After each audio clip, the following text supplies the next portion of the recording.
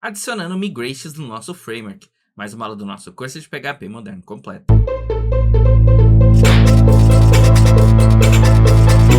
Olá, seja bem-vindo ao canal Classe Final, meu nome é Gleison e hoje estou trazendo mais uma aula aí do nosso curso de PHP moderno completo. Hoje a gente vai ver como que nós podemos adicionar um sistema de migration aí dentro do nosso framework. Então eu vou explicar para vocês hoje nesse vídeo o que é uma migration e a gente vai começar a adicionar aí um sisteminha de migration dentro da nossa aplicação. Esse vídeo ele vai ficar um pouquinho longo, então eu vou dividir ele, né? Então provavelmente ele vai sair em 2 ou 3 partes aí para vocês poderem acompanhar. Se você não viu aí, né, as outras aulas aí que a gente vem criando o framework, na aula passada a gente adicionou suporte a banco de dados aí dentro do nosso framework, né? Então você precisa voltar lá, assistir as outras aulas, criar o código aí na sua máquina para você poder acompanhar as aulas, né? Então eu vou deixar aqui para vocês aí nos comentários e no card aqui, eu vou deixar o link aí da playlist, eu vou deixar aí o link da playlist do nosso curso de HTML, vou deixar o link das outras aulas, tá? Para vocês poderem acompanhar. Se estiver gostando do curso, se inscreve aqui embaixo no canal, ativa as notificações, comenta, curte o vídeo, segue nas redes sociais, Classe Final e vamos lá para você poder entender isso na prática. Então, antes de eu poder explicar para vocês, né, o que é... Antes de começar a fazer uma migration, a gente precisa entender mais algumas coisinhas, tá? Então, a gente vai vir novamente aqui, né, no nosso AMP Server, vamos clicar nele aqui, Database Management e PHP MyAdmin, né? A gente vai abrir aqui o PHP MyAdmin para a gente poder ver aqui as nossas configurações do banco de dados. Vamos entrar aqui no nosso banco de dados, tá? E eu tenho aqui o banco de dados projeto, tá? Então, para a gente poder entender o que é uma migration, primeiro a gente precisa entender qual é a estrutura desse banco de dados que a gente vai colocar. O MySQL, ele é um banco de dados que a gente chama de banco de dados relacional, tá? E ele é um banco de dados orientado aí, né? Onde tudo nele funciona por linhas, tá? Então, como que funciona o banco de dados aqui? O banco de dados, ele é como se fosse uma grande planilha do Excel, onde eu vou ter linhas, certo? E cada linha é um registro, e esse registro ele terá diversas colunas. Para ficar mais simples, vamos criar aqui para você poder entender. Então, a gente está aqui com o banco de dados. Eu vou clicar aqui no banco de dados. Eu vou vir aqui criar nova tabela. Eu vou colocar aqui tabela teste, por exemplo. E eu quero que ela tenha aqui, por exemplo, 4 colunas. 4 colunas não, vou colocar aqui 2 colunas apenas, tá? Essas 2 colunas serão como se fosse uma planilha do Excel, ou seja, quais informações eu quero armazenar. Então, vamos supor que a gente vai armazenar aí, por exemplo, o nome de pessoas. Então, qual será o nome da minha primeira coluna? O nome da primeira coluna, geralmente, dentro de um banco de dados, costuma ser ID, né? É uma identificação. É sempre interessante que a maior parte das tabelas do seu sistema ela tenha um ID, e é através desse ID que você encontra as informações.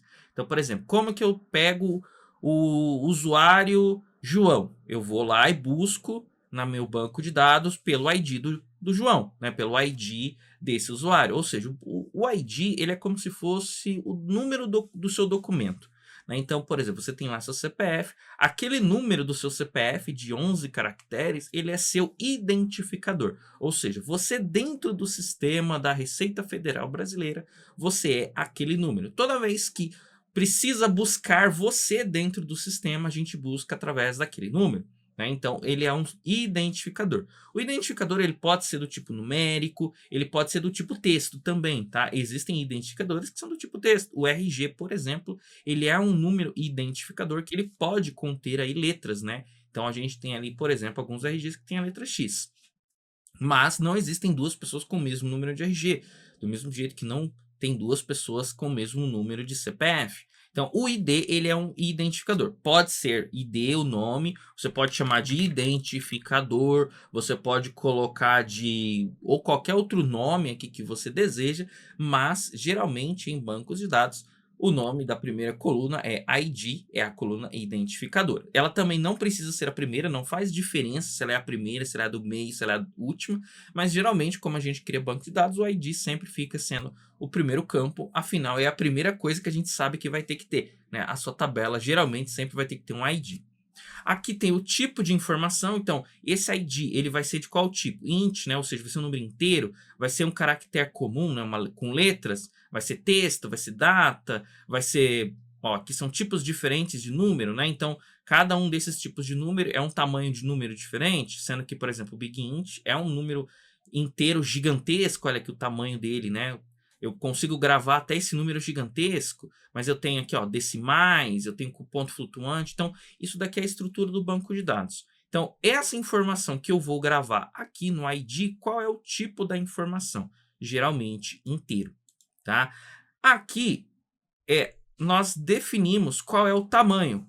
Esse tamanho se refere à quantidade de caracteres. Então, por exemplo, se eu colocasse assim, que eu quero caracteres variados, ou seja, pode ser de qualquer tipo, letra, número e etc. Eu posso vir aqui e dizer o seguinte, olha, cabe no máximo 200 caracteres, ou seja, cabe um texto de no máximo 200 letras, ou 200 caracteres, porque não necessariamente, né, um caractere é sempre uma letra, mas cabe 200 caracteres. Então aqui você pode especificar. Geralmente, tipos numéricos, a gente acaba não definindo isso daqui manualmente, tá? Então, quando é, por exemplo, um número inteiro, né? Um número inteiro, ele cabe esse número gigante aqui, ó, né? Ele cabe, né? Então, se a gente, deixa eu ver se eu consigo mostrar aqui, ó. Então, ele cabe até esse número aqui, certo? Então, se a gente olhar aqui as casas, a quantidade de caracteres, né? 1, 2, 3, 4, 5, 6, 7, 8, 9, 10. Ou seja, ele cabe até 10 caracteres aqui, tá? Então, aqui, por exemplo, é um tipo numérico. Se eu vier aqui olhar para o tipo tinyInt, por exemplo, ó, repara que o tinyInt ele é só desses valores aqui, ó, 128, né, negativo ou até 127 positivo. Então, cada tipo de dado ele tem um tamanho diferente que ele ocupa. Esse tamanho aqui é a quantidade de caracteres que ele aceita. Então, esse tinyInt ele aceita o número 128, negativo até 127. Esse número inteiro aceita até esse número gigantesco aqui. Esse número BigInt, ele aceita esse número ainda maior. Então, isso daqui é a quantidade, né, o tamanho ali que vai caber. Mas geralmente, quando nós trabalhamos com tipos texto, né, tipo texto, ele teoricamente, ele não tem um limite fixo, né? Então, sei lá, se eu quero pôr text ou eu posso pôr varchar aqui, a gente costuma a preencher aqui. Então, aqui é assim, né? O PHP-MyAdmin, ele mostra as opções, não significa que todas você vai usar com todas. Então, no caso aqui, eu vou manter como int, ou seja, eu quero que ele seja um ID numérico. Aqui é padrão, ou seja, se eu não preencher esse valor aqui, o que, que ele vai preencher aqui para mim automaticamente, né? Então, se eu não preencher nada, o que, que o PHP vai preencher para mim? Então, eu posso deixar que ele fale assim, olha, se não preencher nada, o valor dele vai ser nulo. Ou eu posso dizer assim, olha, se não preencher nada, o valor dele vai ser a hora atual, né? A hora e a data atual. Então, nesse caso aqui eu vou deixar nenhum, né? Números inteiros. Aqui o ID geralmente ele não é nulo, inclusive a gente vai ver isso. Aí tem aqui o collation, né? A gente já viu que você pode escolher aqui, por exemplo, o UTF aqui, ó. Então nós temos aqui o UTF. Aqui nesse caso, você só precisa trocar se for um diferente, né? Então, no nosso banco de dados, a gente viu que o banco de dados ele foi criado como UTF-8. Então, aqui, se eu não disser qual é o tipo, por padrão ele também vai ser UTF-8. Mas eu posso trocar se eu quiser.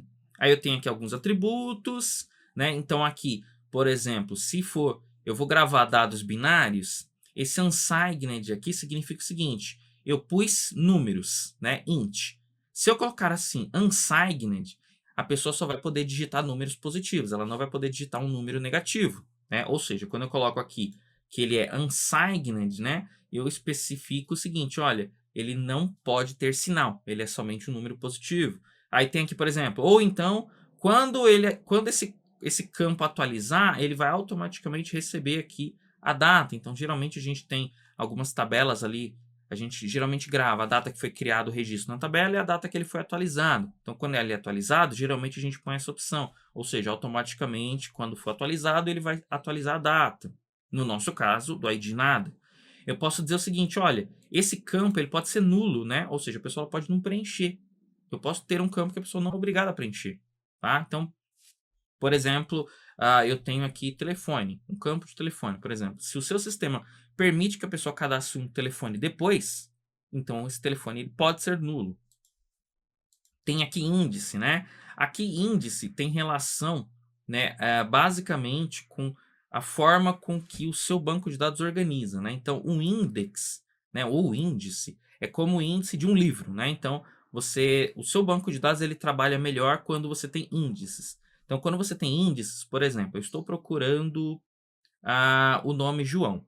Se o nome João não está no índice, o seu banco de dados vai ter que fazer? Ele vai ter que buscar na tabela inteira. Se tiver 30 milhões de pessoas, ele vai ter que buscar nessas 30 milhões de pessoas qual delas tem o nome João. Tá? Se eu coloco no índice, eu crio um índice para ela, aí o que vai acontecer? O banco de dados primeiro vai buscar no índice, e aí se ele encontrar no índice, ele vai me devolver esse valor. Ele não precisa buscar na tabela inteira, ou seja, ele não faz o que a gente chama de full scan. Então, geralmente, quando você tem campos, aí que você vai buscar, então, por exemplo, eu sei que eu tenho uma tabela de usuários e eu sempre vou buscar por e-mail. Então, você coloca um índice aí dentro da sua coluna, né? Você fala assim, olha, o e-mail da pessoa, ele vai ficar no índice. Isso vai fazer com que na hora de consultar essas informações ela seja mais rápida, mas isso também vai fazer com que na hora que eu vou gravar essa informação no banco, ela vai demorar um pouco mais, porque o banco de dados ele vai ter que fazer um rebalanceamento, ele vai ter que recriar esse índice, ajustar o índice e assim por diante, tá? Então aqui é o índice e aqui a gente tem o autoincremento. Então, por exemplo, aqui é um valor numérico. Se eu ativar aqui o AI, você vai ver que ele automaticamente ele vai criar um índice primário, ou seja, ele vai dizer que o ID ele é uma chave primária, que a gente chama, e esse AI significa que ela vai ser incrementada automaticamente, ou seja, o próprio banco vai criar um registro 1, aí quando eu for criar o próximo registro vai ser o 2, e aí o próximo vai ser o 3, assim por diante, tá? Então, são estratégias. Nem sempre você vai querer isso daqui ativo, tá? Então, assim, para quem estiver estudando aí arquitetura de software e tudo mais, sistemas distribuídos, nem sempre você vai querer que o banco de dados crie para você esse ID. Por quê? Porque dependendo disso, isso pode criar race conditions, né? Então, por exemplo, eu vou gravar, imagina o YouTube, por exemplo, que ele grava milhões de informações por segundo. Se eu deixasse só para o banco de dados criar os IDs, correria o risco, por exemplo, do banco de dados criar o ID 5, por exemplo, para duas pessoas diferentes. Né? Como que o banco de dados garante que isso não vai acontecer? O banco de dados tem as garantias dele, mas para que o banco de dados garanta esse tipo de informação, isso vai tornar essa gravação nessa tabela muito mais lenta, porque toda vez que o YouTube for gravar um novo usuário, por exemplo, no banco de dados, o banco de dados vai ter que garantir que esse ID não exista, ou seja, o banco de dados vai ter que procurar, verificar se realmente não existe, então isso tem um custo de processamento, tá? Então pode ser que dependendo do que você queira, não seja necessário. No nosso caso aqui a gente vai deixar autoincremento. Essas outras opções aqui a gente não vai mexer, tá? Nem comentários, nem vamos mover aqui. Isso aqui a gente vai acabar não mexendo por enquanto. Então vamos criar aqui uma outra coluna, uma coluna nome. Eu vou chamar de name, tá? E aqui ela vai ser do tipo varchar, ou seja, vai aceitar letras e números. E eu vou dizer que ela cabe até 255 caracteres, certo? Ela não vai ter nenhum padrão, ou seja, nada, não vai ter nada definido. Aqui ela não vai mudar, ela vai usar o TF8 padrão que já tem, não vai ter nenhum tributo. Ela não vai ter aqui nenhum índice, eu não quero criar índice para essa coluna, ela não vai ser autoincremento. E aí, inclusive, eu posso vir aqui ó, e salvar. Se eu clicar em salvar, ele vai criar para mim essa tabela aqui do jeito que está. Nesse caso aqui, eu vou criar mais duas colunas aqui. Ó. Então, eu vir aqui adicionar, vou pôr aqui 2, ó, e vou clicar em executar, e ele vai criar aqui já para mim duas colunas sem eu precisar apagar. Aqui eu vou colocar assim, ó, created, underline at. Esse created at, aqui nos tipos, ó, ele vai ser aqui, ó, um date time, ou seja, ele vai armazenar a data e a hora, certo? Ele não tem aqui valor. O padrão dele aqui, ó, se a pessoa deixar esse campo vazio automaticamente aqui, ó, ele vai pegar a hora e a data que tiver e vai gravar. Ele não vai ter nada disso aqui. Ele pode ser nulo, então vou marcar aqui, ó, que ele pode ser nulo, certo? Se eu marcar aqui que ele pode ser nulo, tá? Se a pessoa colocar nulo, vai preencher automaticamente com esse valor, tá? E eu vou colocar aqui updated at, também vai ser aqui um date time, certo? Também vou colocar aqui que se ninguém preencher nada, ele vai pegar a data do sistema. E aí eu vou colocar aqui um atributo. Ou seja, toda vez que essa linha for atualizada, automaticamente ele também será atualizado. E eu vou colocar aqui que ele pode ser nulo, tá? Salvei. Olha aqui, tenho aqui a minha tabela, tá? Agora, para a gente poder ver e inserir dados, eu vou clicar aqui em visualizar, ela vai estar vazia, certo? Eu não tenho nada. Eu vou vir aqui em inserir e eu vou acrescentar dados. Então, o ID, a gente viu que eu posso preencher um número, mas ele também pode ser automático. Tá? Aqui, inclusive, é possível utilizar algumas outras funções para preencher os dados, mas a gente não vai usar isso. Então, eu posso vir aqui e dizer que eu vou criar o ID 1, ou eu posso deixar isso aqui vazio, o banco cria para mim. Então, aqui eu vou preencher com 1. Vou pôr meu nome. Created at aqui, não vou pôr nada, certo? Repara que aqui o próprio banco já está dizendo que se eu não ponho nada, ele vai pegar automaticamente aqui a data e a hora, certo? Beleza. E a atualização também. Aí eu vou criar um segundo registro aqui também. Ó. Eu vou criar esse segundo registro. Aqui eu vou colocar João. Eu não vou colocar aqui o ID, porque eu quero que o banco preencha automático para mim. E reparem que o created at e o updated at, ele também tem aqui uma coluna nulo. Eu posso, se eu quiser, falar o seguinte, olha, essa coluna aqui, a gente disse que ela podia ser nula, tá? E existe uma diferença entre poder ser nula e ela ter valor padrão, tá? Então, o que é esse current timestamp que a gente definiu aqui? Ó? Então, eu vou até voltar aqui na estrutura para vocês entenderem. Esse padrão é o seguinte, se ninguém preencher nada, automaticamente esse valor será usado. Nulo significa o seguinte, olha, eu posso vir aqui e não preencher e essa informação ficar vazia, tá? Então tem as duas situações. Então, beleza, aqui está funcionando, vou executar aqui, ó. Maravilha, executou, vem no visualizar. Então, olha a diferença aqui, ó. Diferença. O created at do primeiro, eu não coloquei, mas automaticamente o MySQL veio aqui e colocou para mim a data aqui, ó, no criado e no atualizado. Se eu vier aqui no meu nome e atualizar, por exemplo, certo? Atualizei aqui. Olha aqui, a data de atualização já mudou, tá vendo? Então ele pegou aqui, ó. Existe uma que foi criada nesse horário e a data foi criada nesse horário. Essa atualização é justamente isso aqui que a gente fez. Ó. Então, vamos lá. Data de criação, certo? Eu não preenchi nada na hora que eu criei, mas automaticamente ela pegou esse valor. Por que isso? Porque eu coloquei aqui, ó. O padrão dessa coluna é, se eu não coloco nada, ela pega a data e a hora do sistema. A mesma coisa vale para a data de atualização, certo? Mudei meu nome, automaticamente a data de atualização mudou. Por que isso aconteceu? Porque eu coloquei esse extra aqui, certo? Ou seja, toda vez que ela for atualizada, automaticamente ele vai atualizar aqui, né, essa informação. Então, é isso que foi aqui. Agora, por que o de baixo aqui está nulo? Porque eu disse que podia ser nulo. Poder ser nulo significa, olha, eu posso não preencher. E aí, nesse caso, ficou vazio, tá? Vou apagar aqui, ó. Então, eu marco todos, vou clicar aqui nesse remover, vou dar um sim aqui, removi meus dados. Vou alterar minha tabela agora. Aqui no Created At e Updated At eu vou alterar. Então, vou selecionar os dois, vou alterar. Eu não quero mais que eles sejam nulos. Então, vou desativar aqui. Vou salvar. Funcionou. Vou vir aqui, vou inserir. Então, eu vou colocar aqui nome, meu nome novamente. Repara que aqui eu não tenho mais aquela opção de deixar nulo. Agora, eu sou obrigado. Ou eu escolho uma data aqui na lista, ou eu deixo vazio e automaticamente ele vai preencher com a data que tiver no momento, tá? Então, veja que agora mudou aqui, ó. Então, eu vou só executar aqui, ó. Ele criou para mim, certo? O ID foi automático. Repara que ele não volta o ID, certo? Então, ele não voltou para mim o ID.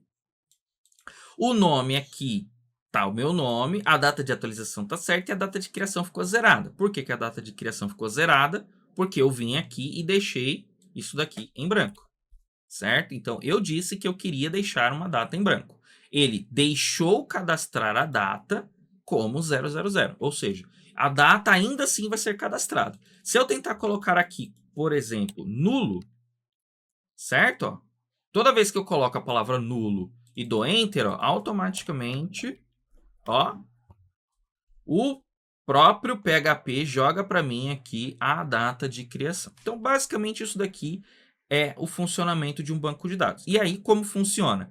Cada pessoa aqui da minha tabela é uma linha. Então, cada pessoa vai ter uma linha com suas devidas colunas. Isso significa, por exemplo, que se eu estivesse gravando aqui os comentários de uma rede social, cada linha seria um comentário. Se eu estivesse gravando aqui, por exemplo, as faturas de um sistema, cada linha é uma fatura. Então, esse é um banco de dados aí, né, que ele é organizado aí por linhas. Existem outros tipos de bancos de dados que são somente por colunas, e existem outros tipos de bancos de dados. Mas esse daqui é o principal, né, o tipo mais comum de banco de dados que você vai ver aí funcionando, tá? Então a gente vai usar isso daqui.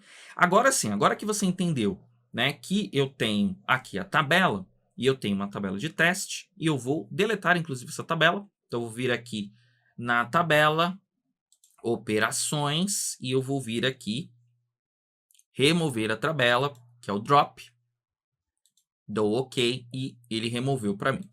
A grande questão é o seguinte, imagina que você tem um sistema grande, e esse seu sistema grande, ele vai ter uma lista de tabelas grande. Então, imagina que seu sistema tenha 500 tabelas. Como que a pessoa que vai baixar esse sistema, lá, então, o desenvolvedor, né, a outra pessoa que vai trabalhar junto com você no projeto, ela vai baixar esse sistema lá para ela fazer na máquina dela. Como ela vai saber qual tabela precisa criar? Como ela vai saber qual o nome do campo ela tem que colocar? Qual é o tipo do campo que ela vai colocar? O que ela tem que preencher ali? Como que ela vai saber isso, né? Então, o seu sistema, ele precisa ter uma forma de ter essa configuração do banco de dados dentro dele. Até pelo motivo do seguinte, imagina que eu estou fazendo uma alteração no sistema e eu precisei acrescentar uma nova tabela. Então, eu precisei adicionar uma nova tabela. Ou eu precisei mudar um campo de uma tabela. Como que eu vou fazer isso? Eu vou fazer sempre na mão? Eu sempre vou precisar vir aqui no PHP MyAdmin, venho aqui na estrutura da tabela, venho aqui no nome do campo e faço manualmente, igual a gente fez aqui agora? Né? Isso daqui seria pouco prático. Imagina um sistema gigantesco, um e-commerce, por exemplo, um site gigantesco de vídeos como o YouTube. Imagina alguém tendo que entrar no banco de dados e fazer tudo isso manualmente? Não. Né? E é para isso que existem as migrations. O que, que é uma migration? Uma migration basicamente é um comando que vai fazer isso daqui para você. Ou seja, se a gente vier aqui na tabela, eu vou colocar aqui que eu quero criar a tabela teste com 4 campos, certo?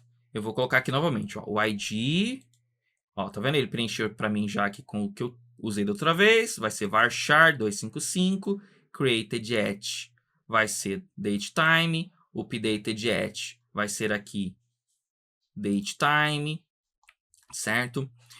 Aqui no padrão, eu vou colocar current timestamp aqui no criado, current timestamp aqui no atualizado. Vou vir aqui no primeiro campo, aqui no ID, eu vou colocar autoincremento, certo? Aqui no criado eu não vou colocar nada. No atualizado aqui, ó, eu vou colocar esse atributo, né? Ou seja, quando ele for atualizado, certo? Ele seja atualizado automaticamente. Inclusive aqui no ID, eu posso colocar esse atributo aqui, ó, unsigned. A gente não costuma ter IDs negativos em banco, tá? Pelo menos não como chave primária, né? Então pode ver que aqui ele está como primário, ou seja, a chave primária desse banco, tá?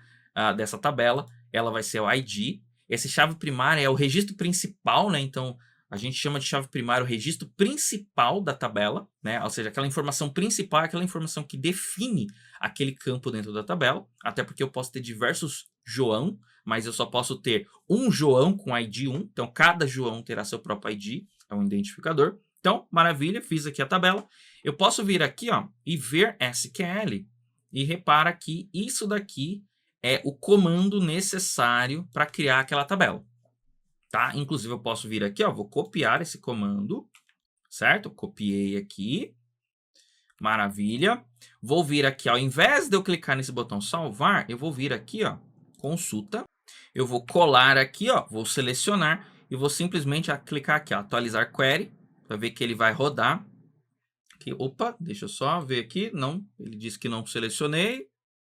Vou clicar aqui, ó, em pesquisar, na verdade. Ele disse assim, olha, o MySQL retornou, não retornou nada, né? Porque aqui é para criar, então ele realmente não deveria retornar nada, mas ela levou aqui 0,0026 segundos.